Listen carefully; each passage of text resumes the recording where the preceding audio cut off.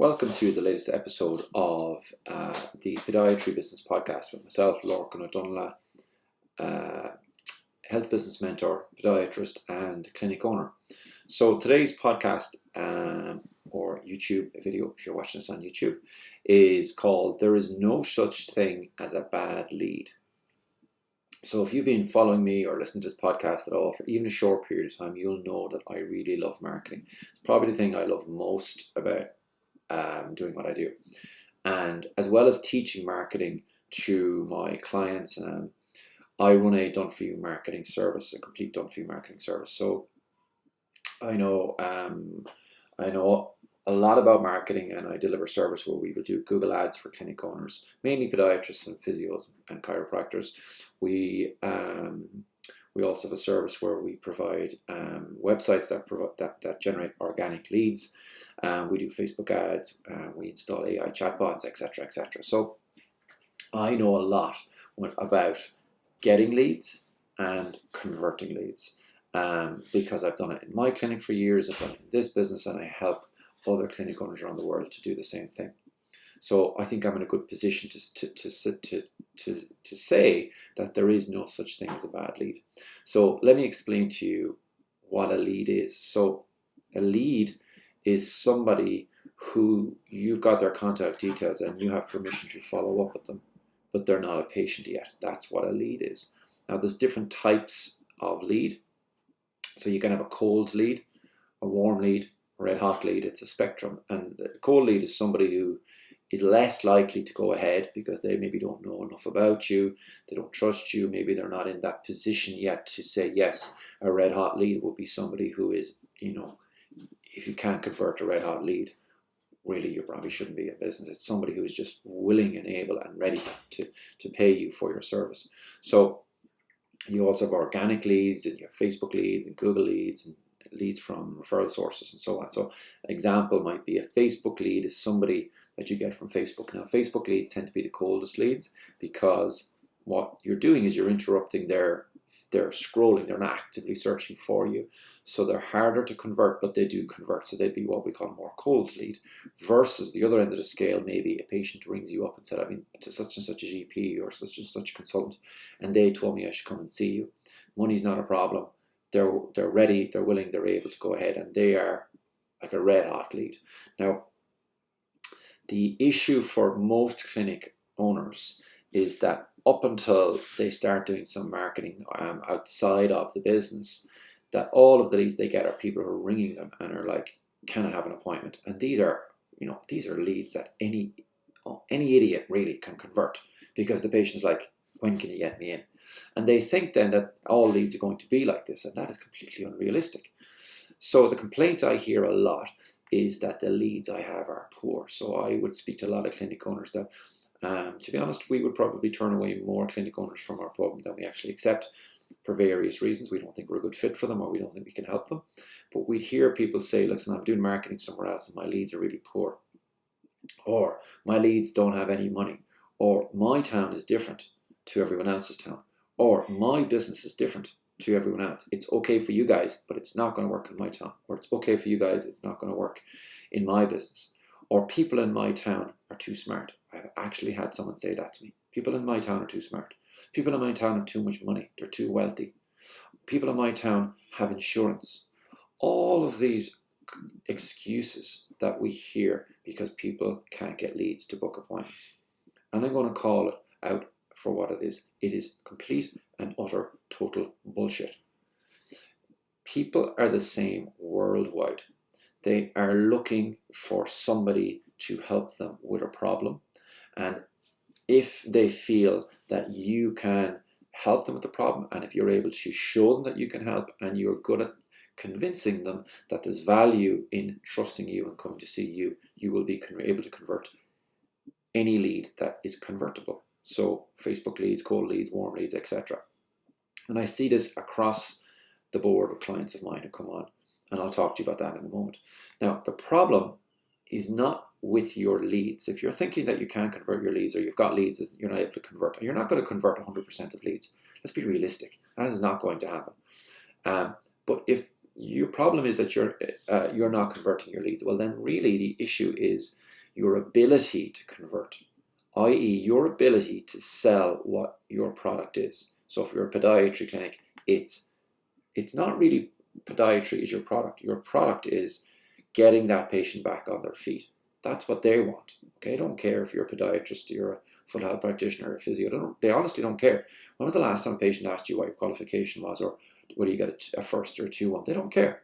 Nor should they. And if you think that they should, well, then I'm afraid you're completely mistaken. So the problem is your ability to convert.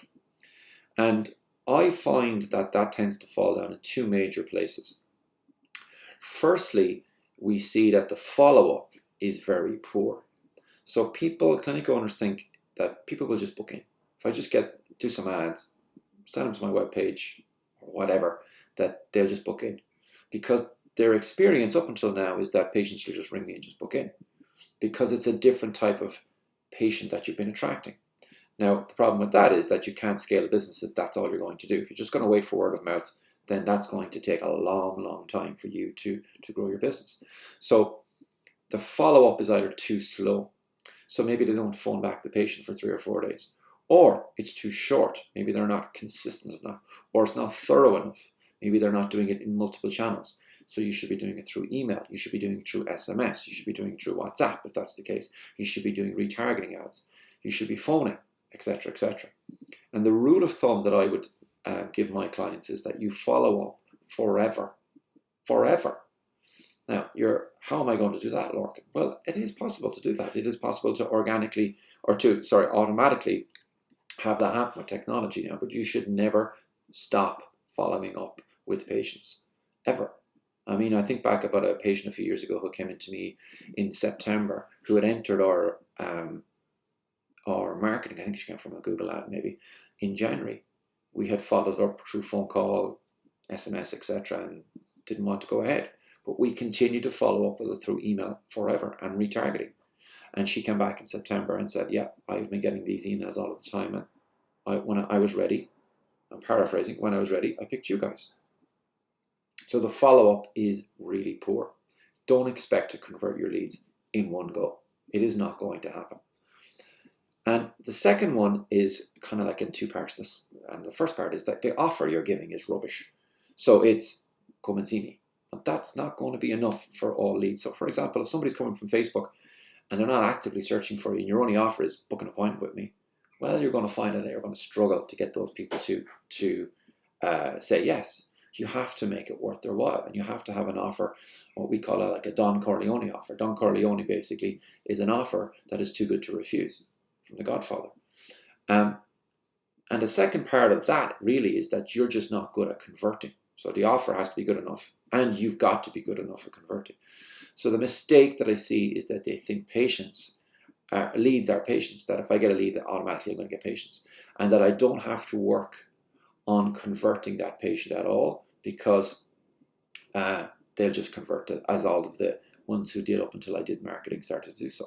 But not all leads are going to be the same, and if you treat all leads the same, then you're guaranteed that your marketing is going to fail, and that you're going to say Facebook doesn't work for me, Google doesn't work for me, newspaper doesn't work for me, or my leads are all rubbish, which is not the case, because it's a different type of person. They're in a different position of readiness to book an appointment with you. And if you don't understand that, then you're not going to get, you're guaranteed to fail.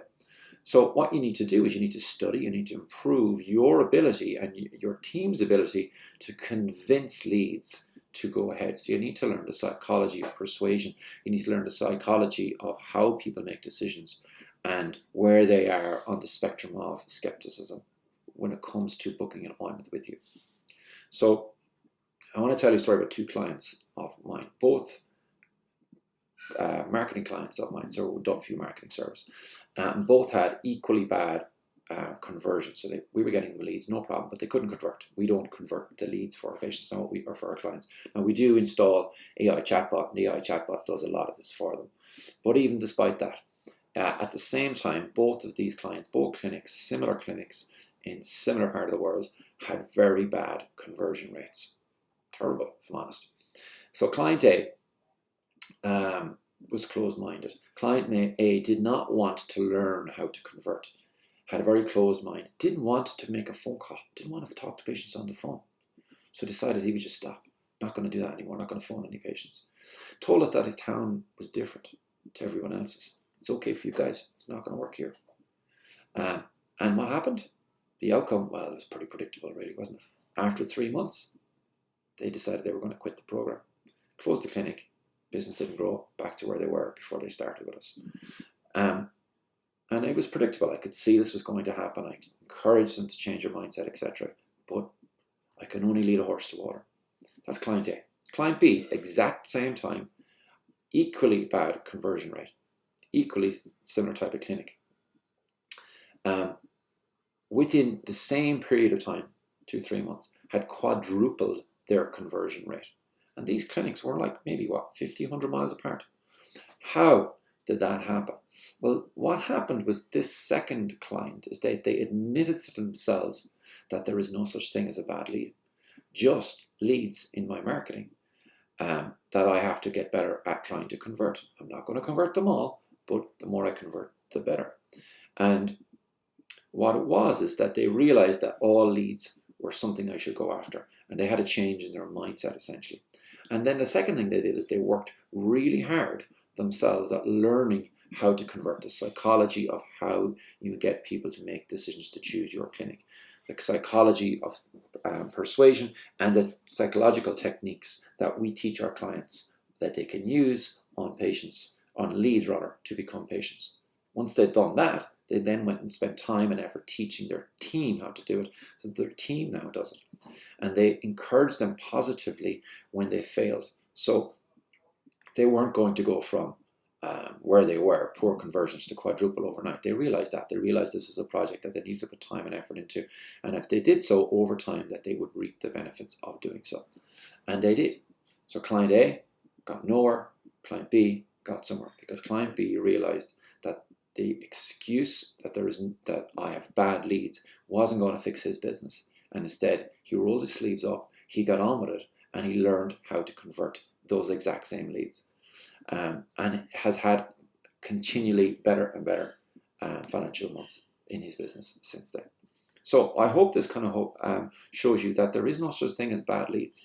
There's just your ability to convert those leads, and that's something you can fix.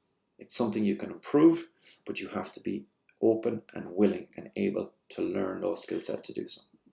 So I hope this helps.